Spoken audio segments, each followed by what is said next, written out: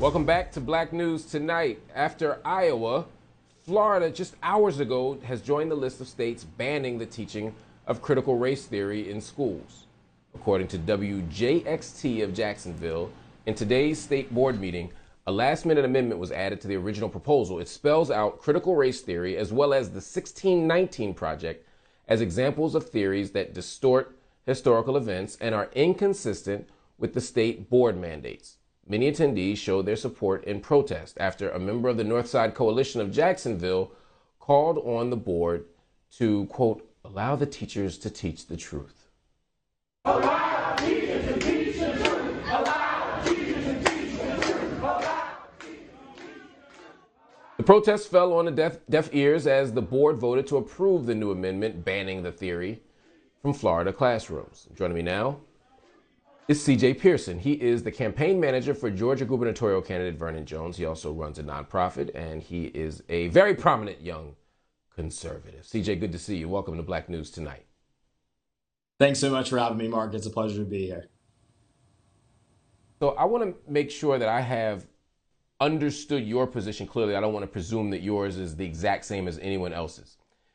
Do you oppose the teaching of critical race theory and the 1619 Project in schools? I oppose the teaching of Black victimization, period. I think that the color of our skin should not dictate our future. It doesn't determine our future. I think that Black people deserve a lot more credit than that. I also believe that teaching our children to hate other people because of the color of their skin or to blame their situation on someone of another race is also wrong. It's a step backwards, not a step forward. People describe critical race theory as progressive, but it's anything but. As we seek to relitigate the past, all we're doing is rehashing old wounds, and they aren't affecting, the future of these young people. Young Black kids do not need to be told that because of the color of their skin, they won't be able to overcome the circumstances they find themselves in. That's not going to uplift our community. That's not going to push our people forward. All it's going to do is just, again, push us further towards victimization and not towards anywhere towards empowerment. Okay, so just for clarity's sake, because I'm not sure you answered the question, do you specifically oppose the teaching of critical race theory and the 1619 Project in schools? Yeah, I do. And the reason I oppose it is, cool. Because I oppose Black victimization. I got your reason. Fair. Okay. One of the things that you said, second question, have you read the 1619 Project? I am familiar with the work of the New York Times there with that project. Here's the deal. We can talk about all the reasons. No. CJ, 1 second though. CJ, 1 second though. I just want to make sure so that we can have a full conversation. I just want to make sure for clarity's sake, I know you're familiar with it, but have you actually read it? I'm familiar with her work, yes. But have you read the 1619 Project in particular? I'm familiar with her work. We're talking about critical race theory. I don't think all of critical race theory is completely dependent upon the New York Times' reporting of the 1619 Project. Unless it is. No, that's fair. That's fair. And that's fair. The reason I was asking is because this particular bill in Florida, though, was specifically named both critical race theory and the 1619 Project. So I was asking if you'd read it since you oppose it. But I understand you're saying you're familiar with her work. Even if you haven't read the specific 1619 Project in its entirety, you're saying you're familiar with Nikole Hannah-Jones's work. I would wager to say that it might be helpful to read it in its entirety before taking that position, but the a priori approach is also doable. Let me move to another piece of this. You said that teaching that we should hate people, you said two things. One, you said that the idea of teaching people that because of the color of their skin, they won't be able to succeed in America, or that the color of their skin is a reasonable explanation for their failure to succeed. The critical race theory movement, the critical race theory research, critical race theory writing, do you believe that it argues that? Yeah, it's quite clear. People on the left have managed to somehow conflate Black history with critical race theory. It's not that. No one on the right is making the argument that you shouldn't be teaching students, young people, about Black history.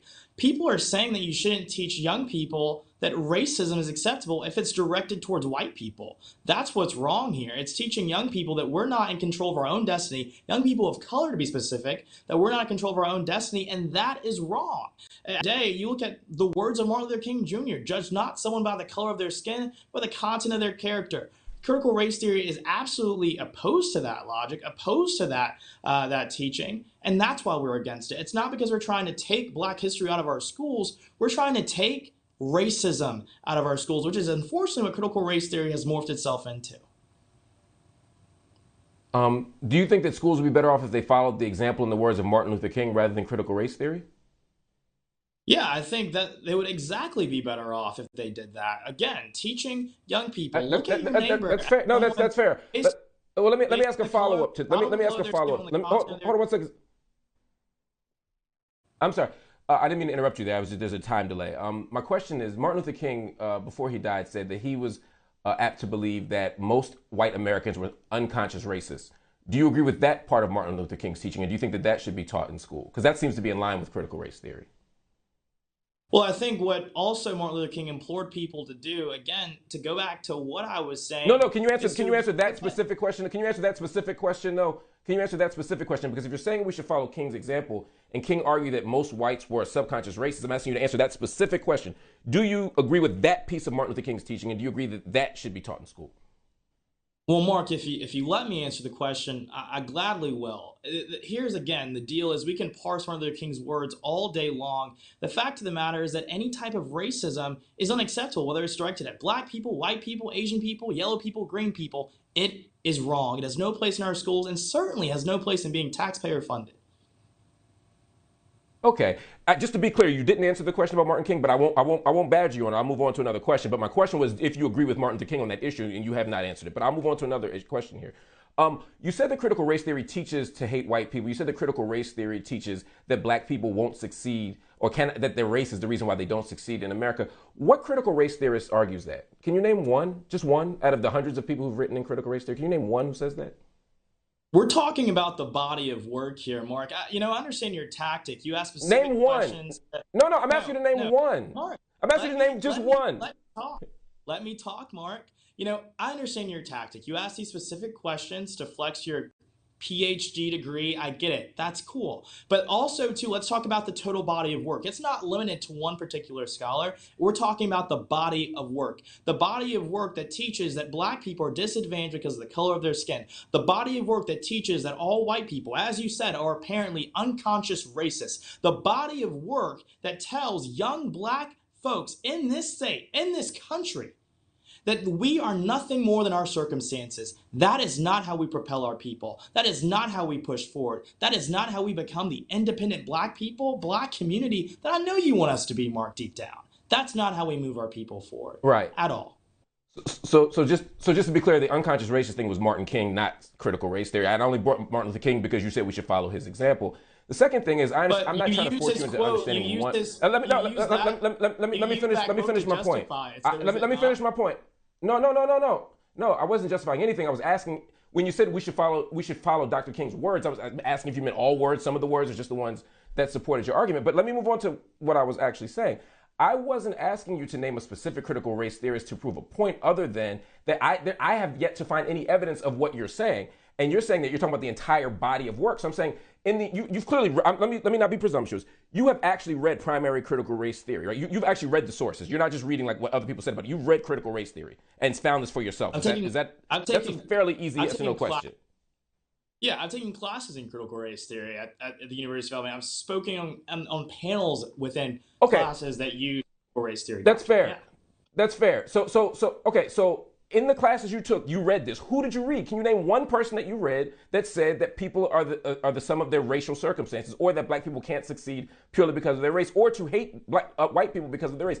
And all the readings you've done, all the panels you've been on, all the stuff you said you've done, can you name one reading, one title, one author, one paragraph, can you name anything to substantiate the point you're making? Yeah. Here's the deal. Mark. Name one. We're talking a body of work. Unless here's the deal is the name of the person. I'm asking you to name something. Somebody. Give me something, brother. I'm just saying, Mark, you're saying that the whole body of work says this, and you can't name one. There is no state. Mark, there is no state banning specific scholars from being taught in our schools. We're banning bodies of work that preach hate and preach racism. We can get into semantics, we can parse details all night long. It's not semantic. It's not semantic. You're saying it's the body of work. No state is doing what you're saying. Let's talk about the issue. The issue is critical theory. We're not talking. I'll move on. Okay, I will move on.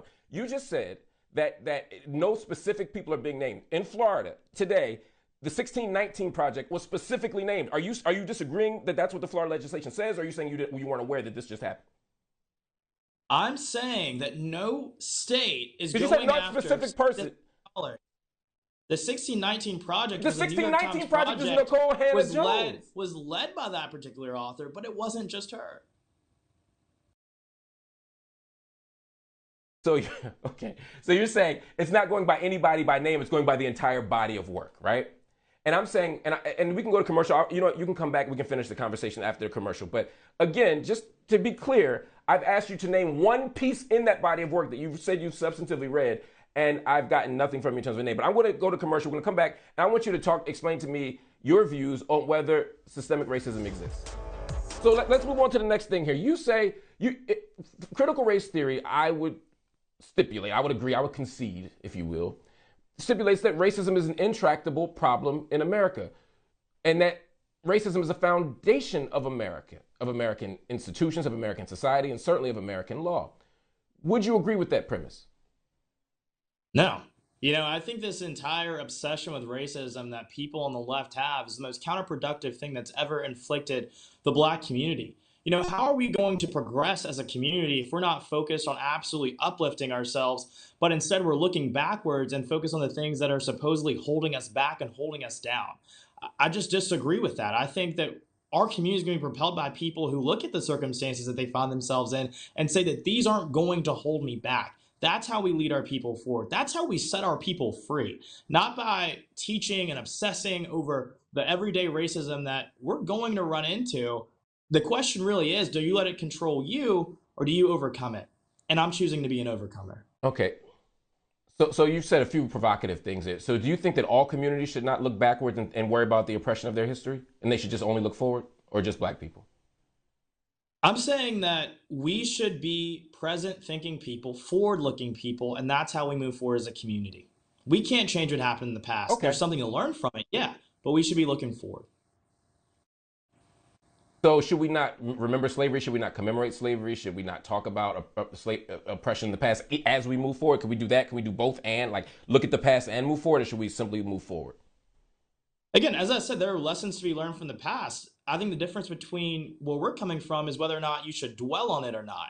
I was never a slave. You were never a slave. Your parents weren't even slaves, Mark, and you're a little bit older than me. The fact of the matter really is that we have to decide whether or not we're going to let our history constrain us or we're going to free ourselves. Okay, so what's that song by Tasha Cobb? Break every chain. We got to break every chain, Mark. We got to break every chain. All right, so studies show that the impact of slavery can still be felt in Black education, Black housing, Black, in terms of Black social mobility. Studies show that Black people are still being economically impacted by slavery. Studies also show that some of the most powerful institutions in America, whether it's universities, whether it's insurance companies, multinational corporations, that they're also rooted and fortified by slavery. So the experts say that slavery still impacts today. Do you disagree with those experts, or do you think that we should ignore those realities? You know, I think at the end of the day, we do have to grapple with the history of America. And I think that there are definitely ways to go about that in ways that empower our community instead of hobble it.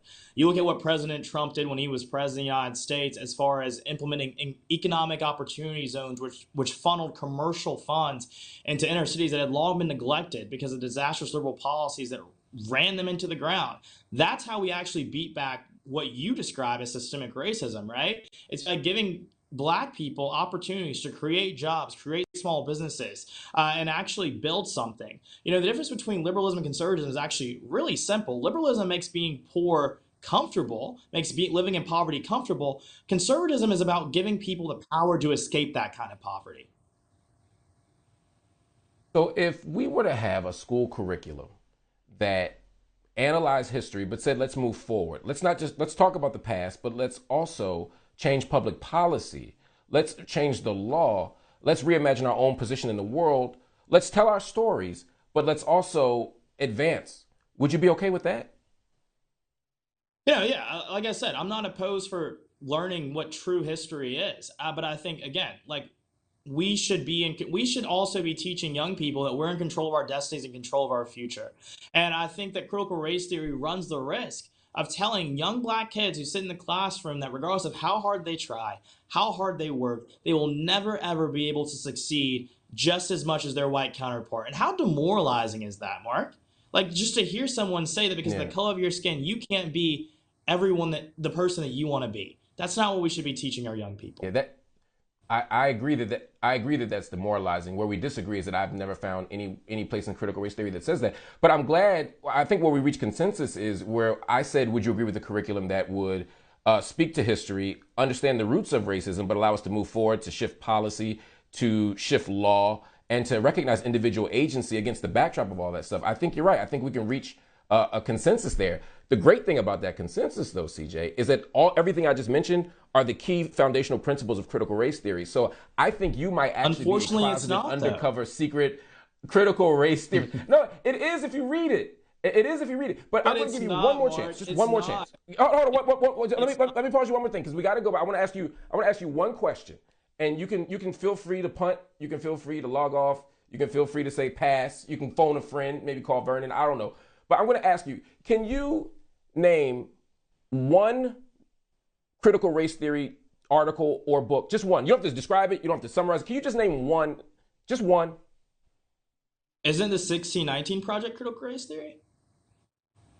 No, it's not actually. It's absolutely not. But you so I'll give you another chance. You cited it as one. You cited it as one. Hold on, pause. What I said was that the Florida legislature mentioned both critical race theory. No, let me. No. When you rewind this video, you'll see that that's not the case. What I actually said was that 1619 Project and critical race theory were things named by the legislature. Critical race theory does not include the 1619 Project. So let's take that off the table. I'm going to give you another pass. But then you can you name one? No, hold on. Marc, come on. This is a simple question. If you don't want to answer it, it's fine. I'm being fair. Can you name? You said you've taken. Okay, let me restate the question. Since you've read critical race theory, since you've taken it, since you feel like you have enough understanding of it to say you don't want it in schools, let's take the 1619 Project off the table since you and I don't seem to agree, although it's clearly not critical race theory, right? Can you name one critical race theory article, text, or author? Can you just name one that exists? I'm not asking you to describe it. I'm not asking you to define it. I'm not asking you to analyze it. Can you just name one that exists? Okay, well, you described the author of the 1619 Project as a critical race theorist. So again, my answer is the I did not. I did not. You asked me if I could name a critical race theorist. I said can you name one? A particular scholar. I'm answering your question. You said it wasn't about a particular scholar. You said it wasn't. You don't know. You asked. You can't name one. Can I answer your question? You can't. Marc, you're not answering the question. I'm saying. Great. This is fun. Can you Marc, name one? A good time. This is really fun. All right, I'm going to have to let you go, but all right. So again, since we're not agreeing on 1619 Project, which is not critical race theory, and I did not say that. And again, when you rewind the video, you'll see that. You've read the books. You've taken the class. Okay, let's say you're right. Now I'm asking you to name one. Can you name one? Since you've done the reading, since you know this enough to want to ban it, can you just name one author, one book, one article, one abstract? Can you just name one for me? Well, Marc, if we're saying I'm right, then I'm going to say the 1619 Project one more time. The answer won't change. Okay, that's fine. So if the only critical race theory project or that you can name is the 1619 Project, which is not one, right? Then I would submit that perhaps it might be worthwhile to actually read the literature in critical race theory. And I know you took a class on it, but can't remember the names. I know you've been on panels, but don't remember the people you were on the panels with these critical race theorists. But I would strongly suggest just reading one. Read Kimberly Crenshaw. Read Derek Bell. Read Solorzano. Read Delgado. Read Guinier.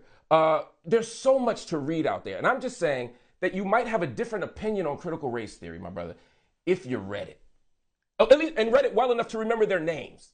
Or if you read the book well enough to remember the title. Is that a fair assessment? I'll give you the last word. Again, we can do this entire intellectual thing that, it's back and forth. But at the end of the day, listen, this is about whether or not we're going to be teaching our kids taxpayer funded hate or not. That's what this is about. And that's what we're against. That's what we're fighting against. And we're going to take this fight state after state. We're going to teach young black kids in this country that they are in control of their destiny, not the color of their skin. And they won't be held back just because of some racist boogeyman who's set out to keep them down. That's not what I'm teaching. That's not what I'm going to teach my kid. And Marc, I hope that you won't teach your kid that either. No, I'm going to teach them to read the books, analyze the books, analyze the policy, and make determinations based not on these abstract fears of critical race boogeymen, but of actual, real issues and problems that we face. I'm going to give you the last 10 seconds. Can you name a critical race theorist now? I gave you 5 of them. It rhymes with Fremberly Crenshaw. Come on, give me one. Kimberly Crenshaw. There you go, Marc. There we go. CJ for the win. We'll see you back with more Black News tonight after the break. CJ, thanks for joining me. Thank you so much, Marc.